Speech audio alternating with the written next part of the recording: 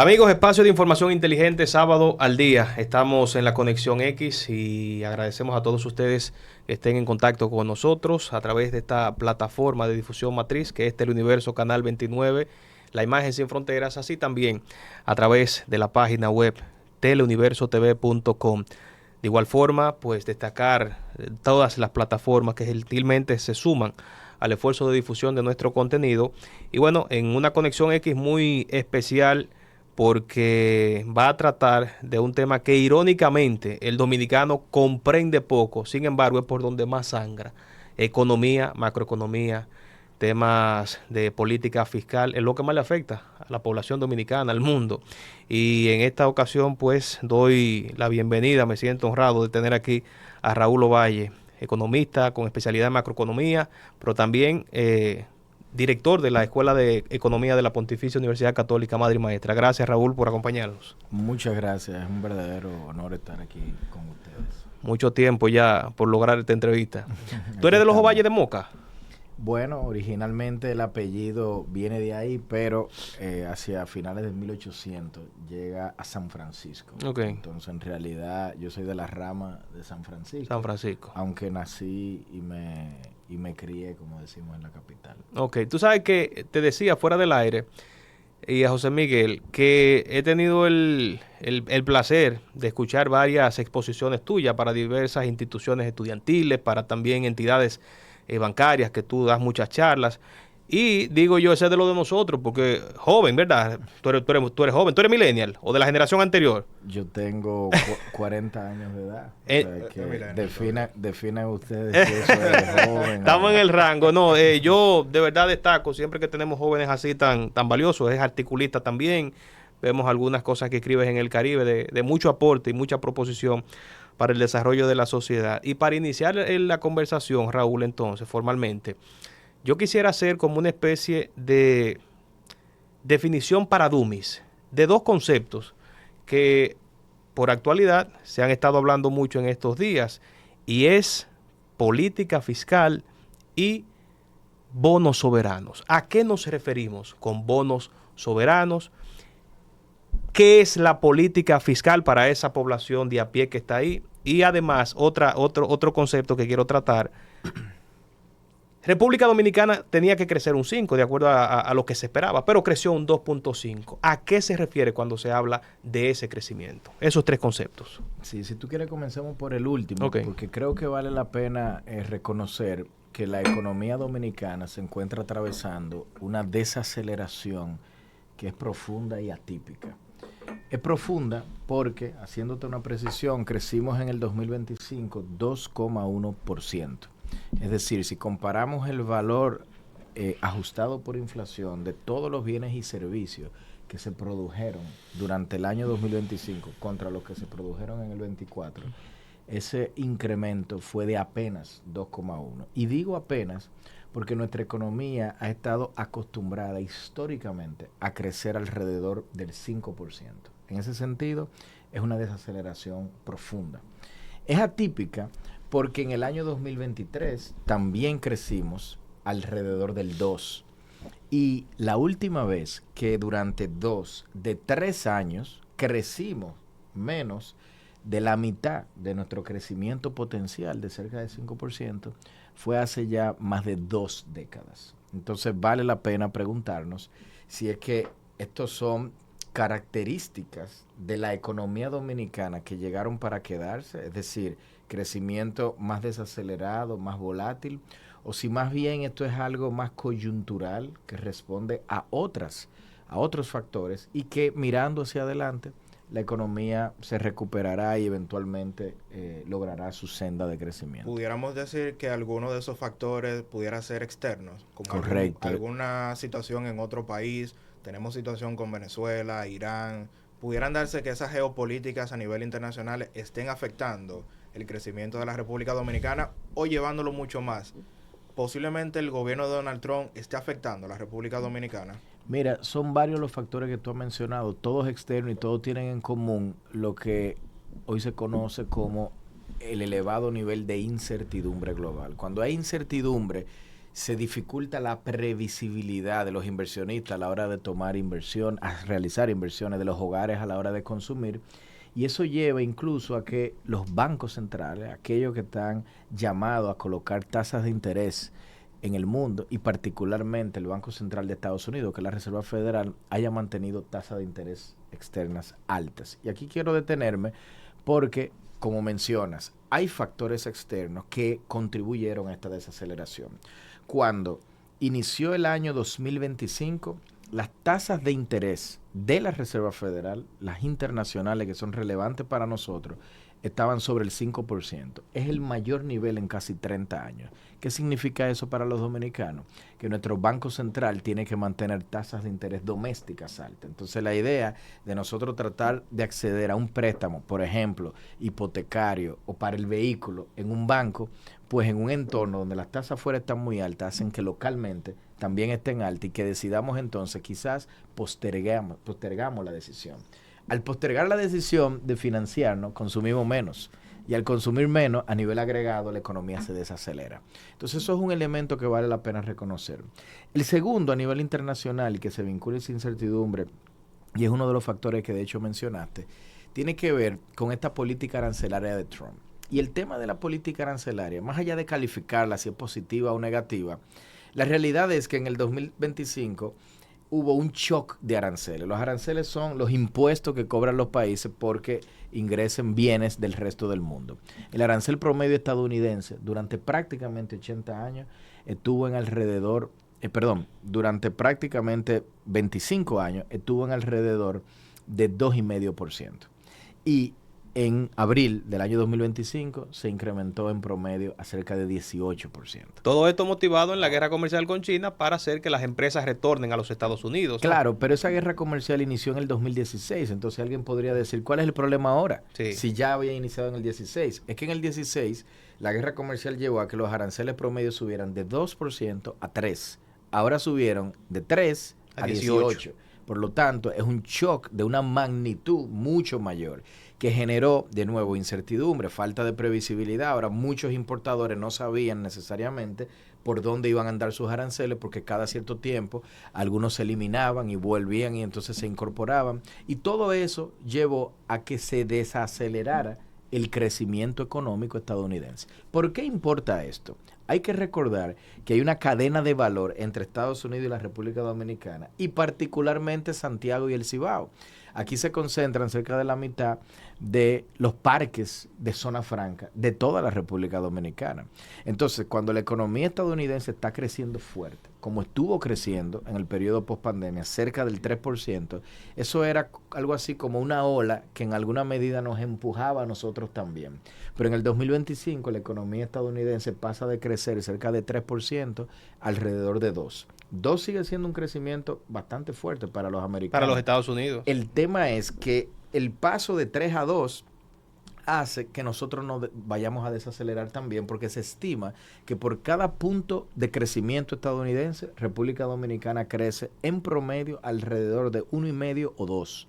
Entonces, una caída en Estados Unidos de un punto indica que en Dominicana alrededor de entre 1,5 y 2 puntos porcentuales de crecimiento se perdieron. Voy resumiendo. Tasas de interés más altas en el 2025 y una desaceleración estadounidense llevaron a que a nivel externo esos sean los factores que más hayan contribuido a nuestra desaceleración. Y a nivel doméstico, esas tasas internacionales altas contribuyeron a que nuestras tasas domésticas también hayan estado elevadas, y eso es parte del factor doméstico que contribuyó a la desaceleración. El hecho de que creciéramos, sin embargo, un 2,1 y no un 5, no tiene nada de positivo para la economía dominicana.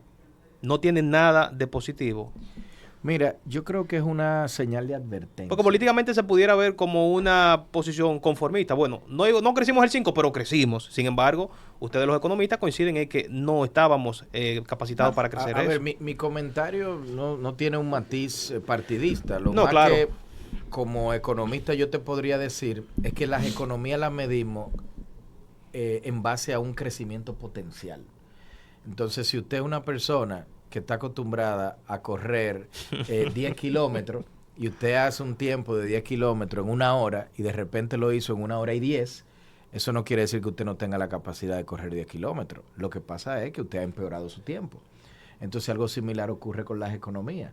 Mientras las economías crecen más, generan más empleo, generan más riqueza y uno quisiera ver crecimientos sostenidos en el tiempo. Entonces, una fuente importante de inversión extranjera, una fuente importante de confianza en los mercados internacionales es que República Dominicana logre crecer y crecer cerca de esas tasas que hoy se consideran potencial de 5.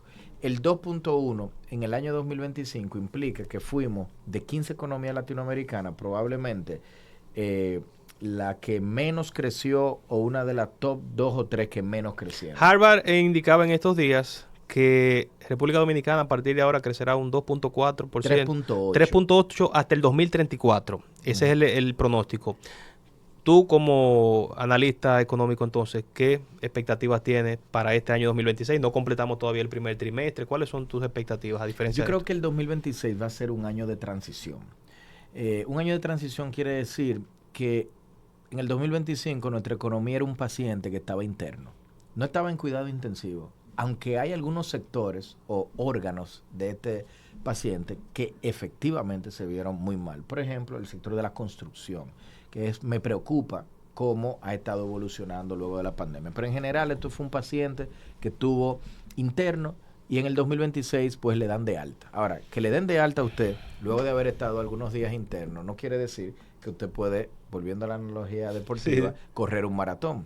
Le han indicado reposo. Y terapia. Entonces, claro, este 2026 es un año donde la economía la vamos a sentir todavía un tanto desacelerada, sobre todo en la primera mitad.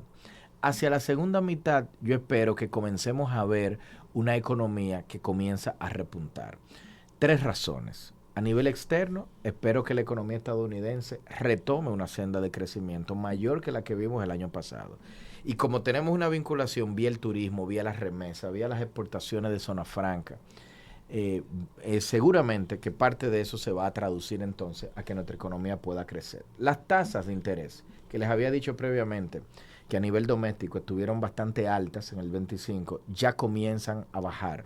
Y en la medida en que nuestro Banco Central pueda sostenerlas bajas por más tiempo, entonces va a hacer también que se pueda reincorporar más consumo, más inversión a la economía. Y finalmente, a nivel de inversión pública, y esto conecta con algo que dejamos abierto del punto inicial que mencionaba, que claro, los bonos, la política fiscal, pero la inversión pública ha estado en promedios de 6 años en mínimos históricos. Viene cayendo de décadas atrás, pero es preocupante que se mantenga, de hecho, cayendo porque hay muchas brechas de infraestructura que todavía tiene el país. Entonces ya el nuevo ministro, que ya no se le puede decir nuevo porque tiene varios meses, pero Magín Díaz, desde que llegó, ha estado hablando de que la inversión pública tiene que aumentar. De hecho, este año o el 2025, quiero decir, implicó un quiebre porque venía cayendo y logró en los últimos meses, pues que aumentara relativo a los niveles anteriores. Entonces hay una visión que están comunicando las autoridades fiscales de que la inversión pública va a ser mayor. Esos 3 factores van a contribuir a que en el 2026 la economía pueda crecer, aunque yo todavía no pienso que llegue a su nivel potencial. Bueno, y de hecho esa era la siguiente pregunta, y excusan a José Miguel para enlazarlo ahí mismo. ¿Cómo cambia la entrada al juego y a la situación fiscal, la entrada al juego de Magín Díaz? Un movimiento inesperado, sin entrar en detalles del aspecto político, partidario, pero la gente entonces intuye, debe de haber un cambio en ese tablero. Yo sí creo que hay algo valioso que hay que reconocer del presidente Abinader, que vale la pena en el aspecto político comentar. Y es que Magín, que es un tecnócrata, es una persona que ha estado contribuyéndole desde la función pública al país en gobiernos anteriores. De hecho, comenzó inicialmente en el gobierno del PRD, por allá por los años 2000. Luego, bajo la administración de Leonel Fernández, también tuvo una posición de asesor en el sector eléctrico. Luego, bajo el gobierno de Danilo Medina, estuvo en varias posiciones, incluyendo director de impuestos internos. Fíjense cómo a través de 20 años ha estado en diferentes ámbitos de la administración pública, y sí pienso que es de valor que un presidente pueda identificar un talento que tiene experiencia, que tiene formación, y colocarlo en una posición para que contribuya. O sea, ese elemento yo creo que ojalá y que muchos presidentes puedan tratar de separar los elementos técnicos de la política económica de un país de los elementos partidistas, porque cuando estas cosas se mezclan, entonces muchas veces lo que tenemos es que se generan resultados no necesariamente factibles para el país. Ahora, fuera de eso, ¿qué cambia? Yo tengo la impresión... ¿Hay determinación de una reforma fiscal a partir entonces de esa entrada de Magín? Fíjate que la reforma no es un tema hoy en día, yo creo, técnico.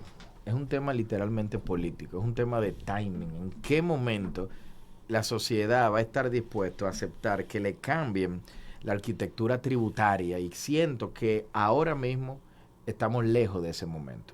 Y que si se introduce una reforma,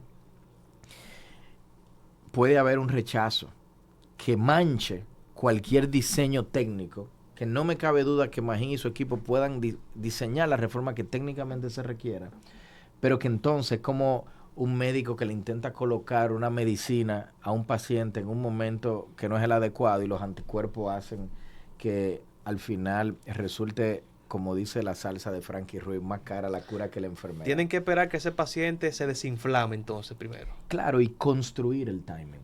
Entonces, ¿cómo se construye el timing? Primero, pero es que para el dominicano, Raúl, nunca hay un tiempo perfecto para una reforma fiscal. Por eso hay que construirlo. Entonces, por ejemplo... Pero en este caso sería para este gobierno o para otro gobierno en el que esté otro presidente que no sea Luis Abinader. Yo personalmente creo que se requiere esperar al 2028. Después de las elecciones. Yo el día después de las elecciones la tendría anunciada. Quien sea que gane. Quien sea que gane. Y creo que algo interesante en el ámbito político que hizo Luis Abinader fue que convocó, cuando identificó lo que se podría llamar una amenaza existencial, que fue el riesgo migratorio en un muy grave momento de la crisis migratoria haitiana, y convocó a la clase política a tocar el tema. Y hubo cierto consenso. No voy a calificar el éxito de esa estrategia posterior, pero la convocatoria sí marca un precedente interesante.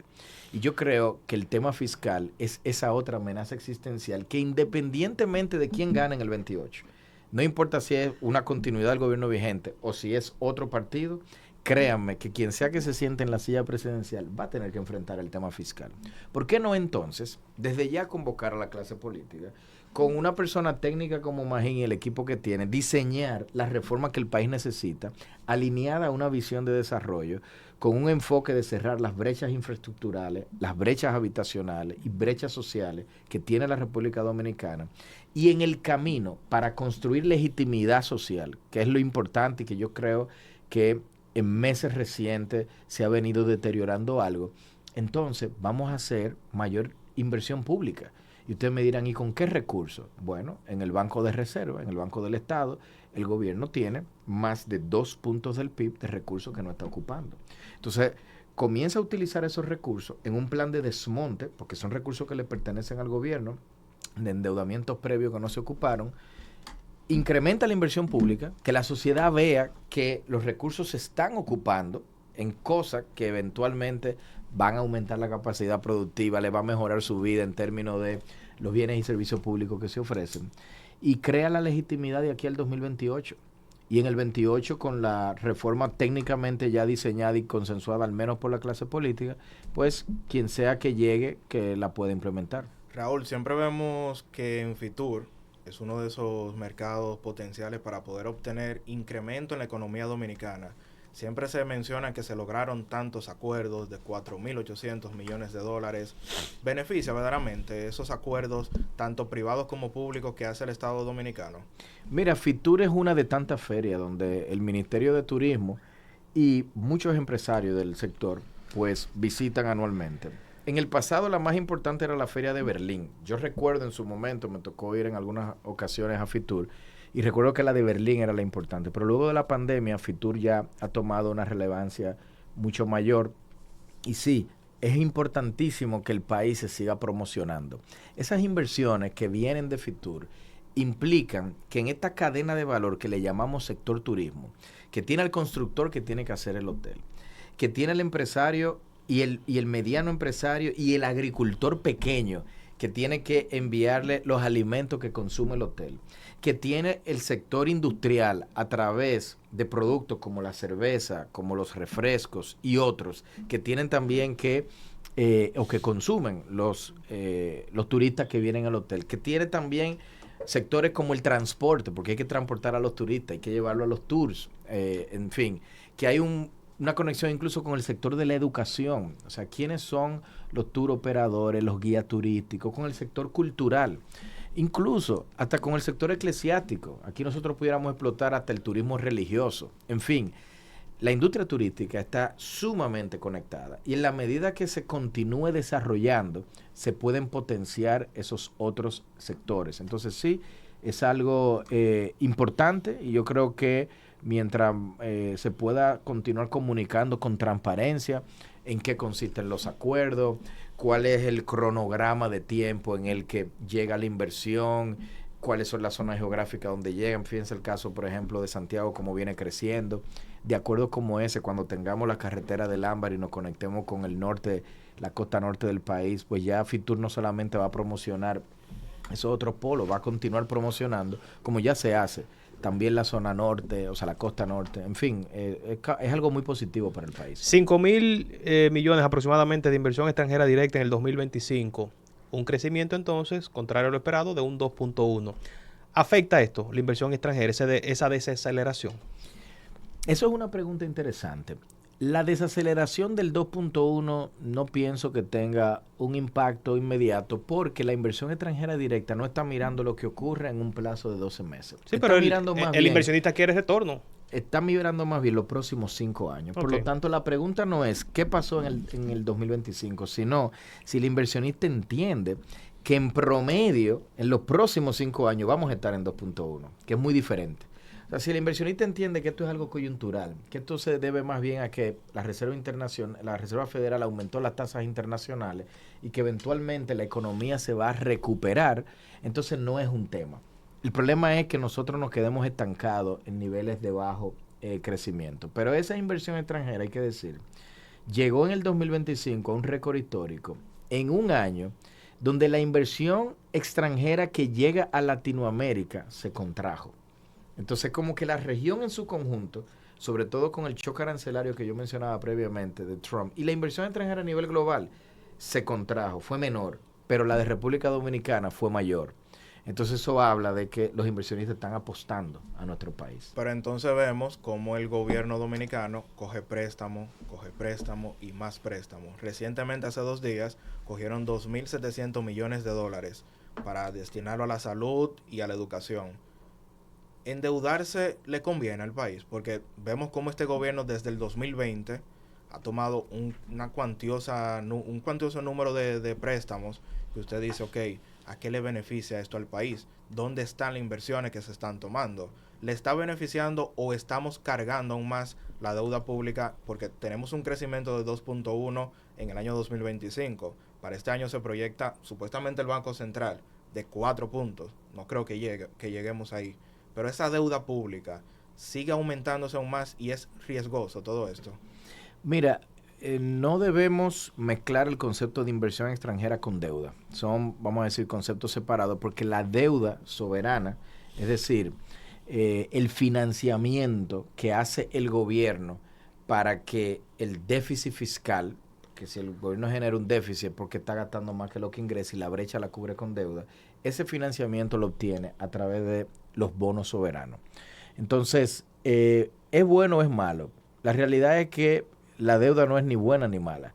La deuda, lo que hay que ver es para qué se utiliza. Porque si me estoy endeudando para gasto corriente, para programas que le entregan plata directamente a la ciudadanía, pero no hacen que la ciudadanía pueda realizar movilidad social, entonces eso va a ser una deuda que eventualmente no va a generar un retorno a nivel de la capacidad productiva del país. Pero si me endeudé para crear carreteras que me van a crear nuevos polos turísticos, si me endeudé para crear presas, si me endeudé para fomentar una agroindustria, para mejorar elementos logísticos a través de puertos, si me endeudé porque estoy mejorando las redes de distribución eléctrica. Todo eso contribuye a que el aparato productivo del país eventualmente genere más crecimiento y eso sí puede pagar la deuda en el tiempo. Una crítica que yo comparto que se le hace frecuentemente al gobierno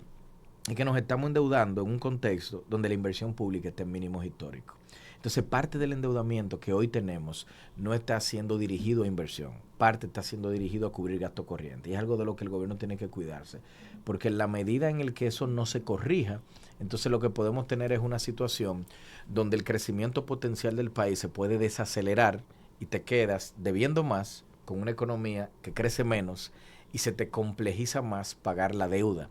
Y si se te complejiza más pagar la deuda, tu espacio fiscal para un ministro de Hacienda, pues se reduce. Y aquí quiero además ser preciso en algo. Yo no, con esto no quiero que se entienda que estoy anticipando que el país está próximo a una situación de crisis fiscal o lo que fuera. Tú hablas de un concepto que me gusta, que es una cosa es lo peligroso y otra cosa es lo alarmante. ¿Cómo es? La diferencia entre el miedo y el peligro. El miedo y el peligro. Claro, entonces yo creo que hay mucho miedo, pero no necesariamente peligro, sin duda. Y la realidad es que República Dominicana tiene hoy recursos suficientes para solventar sus compromisos con acreedores domésticos y externos, y nos sobra. Nuestro tema no es ese, nuestro tema es más de espacio fiscal, de que si no se hacen los ajustes de las cuentas públicas y se hacen a tiempo, entonces lo que va a ocurrir es que van a pasar los años y no vamos a tener las inversiones públicas, los programas de política pública que financian el desarrollo, lamentablemente. Para seguir entonces en eso mismo y retomar la parte inicial de los conceptos para dummies. En estos días el gobierno emite entonces bonos soberanos por 2.700 millones y algo. ¿Qué es el bono soberano cuando se informa, en este caso a través del Ministerio de Hacienda, tengo entendido, Sí. para esa población de a pie? ¿Qué es emitir bonos soberanos? ¿Por qué se habla de estas macrocifras cuando se trata de bonos soberanos? Danos una explicación que nos pueda aterrizar entonces en el concepto. Mira, los bonos soberanos son instrumentos financieros. Es casi como decir, yo puedo coger un préstamo. Un préstamo es un instrumento financiero. Pero los préstamos para los gobiernos son relativamente caros. Entonces hay algo que se llama un mercado de deuda, donde en lugar de ir a un banco, los gobiernos dicen, no, yo lo que voy a hacer es que me voy a comprometer con un sinnúmero de inversionistas globales, con que les voy a pagar, y por eso se llama aquí bono, porque en el pasado era literalmente un papel que se le colocaba un cupón, por ejemplo. Como un cheque, una especie de cheque. Claro, decía 6%, y era físico. 80 años atrás. En esta ocasión es a 8 años que lo... Sí, a 8 y a 12, fueron 2. Y ahora entonces, todo digital. No, por supuesto, o sea, ya todo está ¿Tú te imaginas ese papelerio en Palacio Nacional? Claro, desmaterializado, pero en el fondo es una promesa de pago. Entonces, ¿por qué surge esta necesidad? Porque el gobierno tiene una cierta cantidad de ingresos, y quizás para que la audiencia pueda entender, lo voy a referenciar al tamaño de nuestra economía, del PIB. El gobierno genera en ingresos cerca de 15 puntos del PIB. El PIB es cerca de 128 mil millones de dólares. 15 puntos de eso es el ingreso fiscal. Vámonos ahora a los gastos fiscales. 4% de eso se va en educación. Cerca de 4 ya, y lo podemos redondear, se está yendo al pago de interés de la deuda. Van 8. Luego tenemos actualmente el subsidio eléctrico que ronda 2 puntos del PIB. Van 10. Fíjense que, para decirlo en términos llanos, esto es como un hogar que pagó la educación, pagó la luz, pagó la hipoteca, y ya se le han ido 10 puntos del PIB de 15. Le quedan 5 actualmente, entonces. ¿No podía ir al restaurante entonces el fin de semana? Ahí voy. Ahí voy. Yo no he hablado de inversión pública todavía. Si la inversión pública está en 2, entonces ahora estamos en 12. Nos quedan 3. No he hablado de salud. No he hablado de seguridad. Obra no he pública. hablado de parques. No, esa sería la parte de infraestructura, de Bueno, gasto sí, de capital. No he hablado de parques. No he hablado de cultura. No he hablado de un sinnúmero de elementos que requiere cualquier Estado para funcionar. Entonces, ¿en cuánto es el gasto total? Cuando yo le sumo todo, anda en cerca de 19 del PIB. Entonces, tengo ingreso 15, tengo gasto 19. Entonces, fíjense que si mi ingreso me dan para cubrir de los 19, 15, ¿qué hago con los próximos 4? Tengo que salir a endeudarme. En el pasado, cuando República Dominicana no tenía un mercado de deuda pública desarrollado, tenía que acudir o al Fondo Monetario Internacional o a préstamos bilaterales directamente o a préstamos con entidades bancarias, que son los más caros. Pero nosotros tenemos ya casi 15 años, un poco más de 15 años, con un mercado de deuda que viene creciendo. Y este mercado de deuda crece a través de esos bonos soberanos. Los bonos soberanos son un instrumento muy interesante porque permiten acceder a una gran cantidad de inversionistas que están interesados en comprar el papel dominicano porque creen que República Dominicana les va a repagar. Y entonces la tasa de interés a la que puede acceder el gobierno dominicano es mucho menor que si va al Fondo Monetario Internacional o que si va a los bancos. Por eso, el bono soberano, de hecho, es algo muy positivo desde el punto de vista de la política de financiamiento del déficit fiscal. Es la mejor forma de financiar el déficit.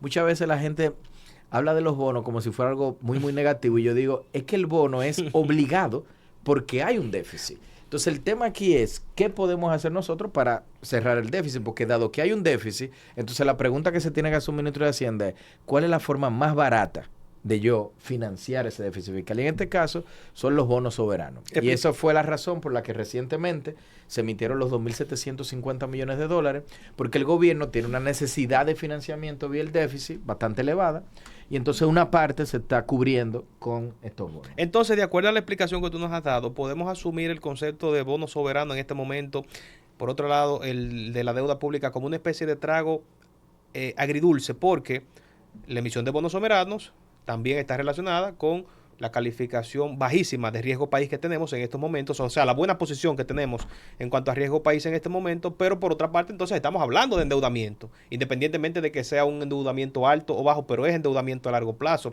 ¿Podemos considerarlo así entonces? ¿Un trago o un arma de doble filo? No, yo creo que honestamente se ha utilizado a nivel de los medios históricamente la deuda como una especie de villano.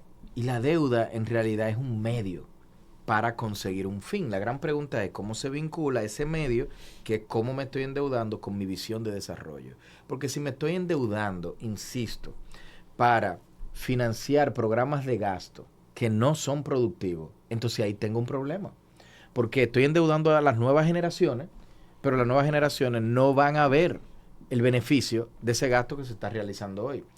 Pero si países como por ejemplo Singapur, que se endeudaron durante mucho tiempo, pero crearon obras de infraestructura que las generaciones futuras eventualmente disfrutaron y hoy es uno de los países más ricos del mundo. No solamente se endeudaron, generaron ahorro interno, un sinnúmero de otros elementos. No quiero tampoco reducir todo a que la deuda siempre es buena. Lo que sí quiero decir es que la deuda es un medio y algunos países y nosotros debemos sentirnos afortunados por eso. Tenemos la capacidad de endeudarnos en mercados internacionales, si así lo quisiéramos, y lo hacemos cada año. Lo que la ciudadanía, los analistas, los economistas debemos de empujar es que ese endeudamiento se dirija, insisto, a cerrar las brechas de infraestructura, las brechas habitacionales y las brechas sociales que tiene la República Dominicana. Hablando de endeudamiento, ¿qué opinas de los subsidios a los combustibles? Hablando ya como la primera pregunta que te estuve realizando, en cuestión de esta geopolítica que se vive con Venezuela, que tienen uno de los mercados de petróleo más grandes del mundo. Irán también tiene uno de los mercados grandes. ¿Qué opinas de esos subsidios del gobierno dominicano semana tras semana para los combustibles? Tú sabes que hay una frase que a mí me encanta de un economista que sigue vivo, un profesor extraordinario de Chicago, que se llama Thomas Sowell. Y Sowell dice, en economía no hay soluciones, lo único que hay son dilemas. Entonces tú me dices, ¿qué opino de los combustibles? Yo digo, bueno, desde el punto de vista del gobierno, es terrible. Porque al colocar todos esos subsidios es un gasto adicional que tengo que hacer que me presiona el déficit fiscal. Y si por alguna razón se desata una guerra en Medio Oriente, tú mencionas Irán. Irán hace frontera con, o buena parte del famoso estrecho de Hormuz, por donde transitan cerca del 35% del hidrocarburo del mundo. En el día de hoy, yo de camino a este programa, se anunció que los portaaviones que se habían y todo el equipo, vamos a decirlo así, que acompaña al portaavión Gerald Ford de Estados Unidos, lo están mandando a Irán. Ya se va de Venezuela. ¿Okay? Si por alguna razón en Irán inicia una guerra en los próximos días y se cierra el estrecho de Hormuz, aquí el precio del petróleo fácilmente puede llegar a superar los $100 y muy rápido. Y si eso ocurre y mantiene los subsidios, alguien lo va a estar pagando. Si no lo estamos pagando nosotros, la bomba de gasolina, lo está pagando el gobierno, esa cuenta. Y esa cuenta presiona el déficit fiscal, los gastos. Como el ingreso no me ha cambiado y mi gasto me está subiendo, ahora tengo que endeudarme más. Entonces, es un dilema. Porque si ahora me lo pregunta desde el punto de vista ciudadano, tú dirás, me encantan los subsidios. Porque eso quiere decir tenemos que 5 cuando años hay, con el gas en el mismo precio. que cuando casi. hay una variabilidad de los precios internacionales, a mí no me afecta. Claro, a mí no me está afectando ahora. Pero entonces me voy incluso a un tema adicional. Es lo mismo una persona de alto nivel de ingreso que está recibiendo el subsidio y que, por ejemplo, yo que ando en un vehículo que consume más gasolina que las personas que tienen menos ingresos que yo, pues en términos relativos yo me estoy viendo más beneficiado que ellos. Eso podría percibirse como una injusticia fiscal. ¿Y por qué aquellos que tienen más ingresos tienen que verse más beneficiados que aquellos que están más desamparados, que son los que más lo necesitan? Entonces aquí entran los dilemas. Si elimino todos los subsidios, entonces, de un tiro, tengo otro tipo de dilemas, porque voy a afectar a la clase media, que es la que protesta. Entonces es un equilibrio complejo el que tiene que manejar un gobernante en ese sentido, y técnicamente lo más que te puedo decir es que estos subsidios presionan sin duda las cuentas públicas y que por lo tanto yo siento que el gobierno, en medio de esta incertidumbre geopolítica que bien mencionaste, le convendría diseñar una política de Estado de seguros contra incremento de precio del petróleo. Así como me preguntaban qué eran los bonos soberanos, existen otros instrumentos financieros en los mercados globales que son como el equivalente a comprar un seguro para el vehículo, pero son seguros contra incremento de precio de combustible. Hay países que contratan este tipo de seguros y cuando se materializan riesgos entonces, por ejemplo, como el riesgo de que Irán entre en guerra y eso lleve a incremento de precio del petróleo, entonces el país no tiene que absorber ese costo porque está pagando de antes un seguro que le permite mantener los precios estables. Yo creo que en este contexto a República Dominicana le convendría considerar una política de Estado de esa naturaleza. Raúl Ovalle, macroeconomista y director de la carrera de la Escuela de Economía de la Pucamaima. Siguiendo para ir terminando ya con ese aspecto de este Estado asistencialista, ¿qué opinión tienes tú sobre, bueno, el gobierno presenta el aumento de las ayudas sociales como algo positivo, pero cómo lo ve Raúl Ovalle el hecho de que el gobierno, el Estado, asuma todas estas ayudas sociales? Yo vuelvo a insistir, la pregunta que tenemos que hacernos es ¿cuál es nuestra visión de desarrollo? Si la visión de desarrollo es, vamos a aumentar año a año las ayudas sociales, porque entendemos como gobierno que cuando le aumento el ingreso disponible a esta familia de bajo ingreso, y por cierto, a familias que no son de bajo ingreso y que le están recibiendo, y eso me garantiza paz social, yo digo, aquí entran los dilemas, porque parte de ese gasto debió de haber ido a gasto de infraestructura, porque hay familias que no lo necesitan. Yo prefiero, más que decir la cantidad de personas que las reciben, hacerme una pregunta que es más complicada. ¿Cuántas personas logré en el año 2025 que no la necesitaran? ¿Cuántas personas se graduaron de tener y necesitar la ayuda porque están en una condición de vulnerabilidad tal que ya en el 25, por la política pública que implementé, consiguieron acceder a ciertos trabajos que ya les permite un cierto flujo de ingresos que en el pasado no tenían? Entonces, este tema de las ayudas es complejo. Las políticas públicas deberían de orientarse a tratar de reducir el número de personas que la necesitan.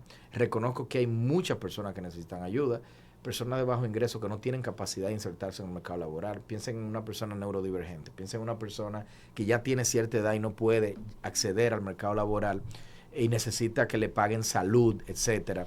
Piensen en personas que tienen algunos tipos de inhabilidades físicas. En fin, yo reconozco que existe mucha gente vulnerable, pero lamentablemente me luce que buena parte de las ayudas están yendo a aquellos que no las necesitan. Raúl, ¿usted considera que para un futuro, póngale 2030, 2040, el dinero en físico desaparezca y tomemos ese dinero de los Bitcoin, como el caso de Salvador, Donald Trump que tiene su Bitcoin?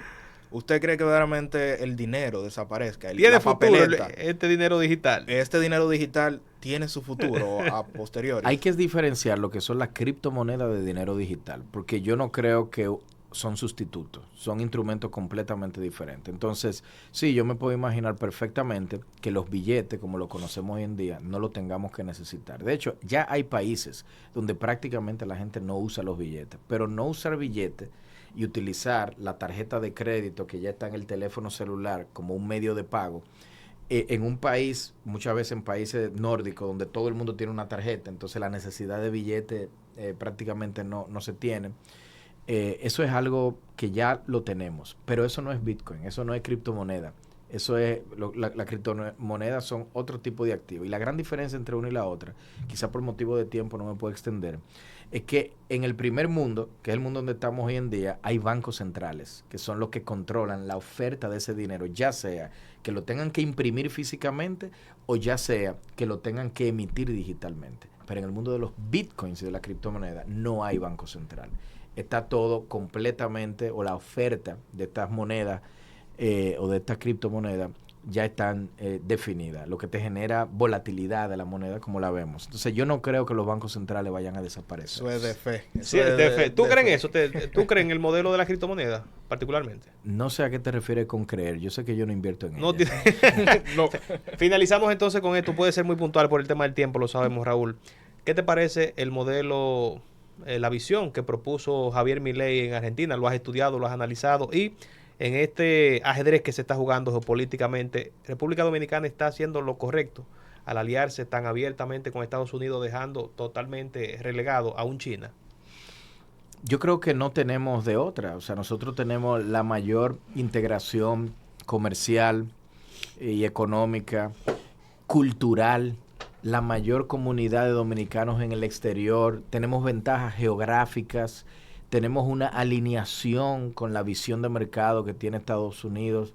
La idea de nosotros hacer un giro, y más en este mundo que se ha vuelto tan multipolar, yo creo que sería un error y que podrían penalizarnos por ello. Entonces no hace mucho sentido. Me parece a mí que tenemos que buscar la manera, todo lo contrario, de integrarnos cada vez más. Aprovechar, por ejemplo, estos acuerdos que El Salvador hace poco ha firmado, Guatemala también, para reducir aranceles. Nosotros deberíamos también de movernos en esa misma dirección.